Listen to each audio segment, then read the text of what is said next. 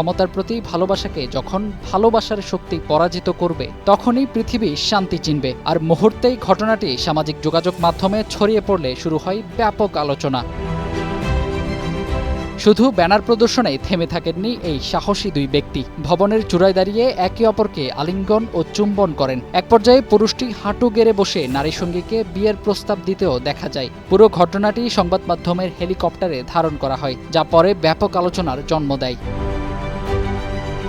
ঘটনার পর মার্কিন এই দুই নাগরিক নিরাপদে নিচে নেমে এলে নিউ ইয়র্ক পুলিশ তাদের আটক করে। পুলিশ জানিয়েছে, গ্রেপ্তার হওয়া দুই ব্যক্তির বিরুদ্ধে অবৈধভাবে ভবনে প্রবেশ, জননিরাপত্তা ঝুঁকিতে ফেলা, সম্পদের ক্ষতি এবং বিশৃঙ্খল আচরণসহ একাধিক অভিযোগ আনা হয়েছে। তবে এখনও স্পষ্ট নয় কিভাবে তারা কঠোর নিরাপত্তা ব্যবস্থা অতিক্রম করে ভবনের সুউচ্চ স্পায়ারে উঠতে সক্ষম হয়েছেন।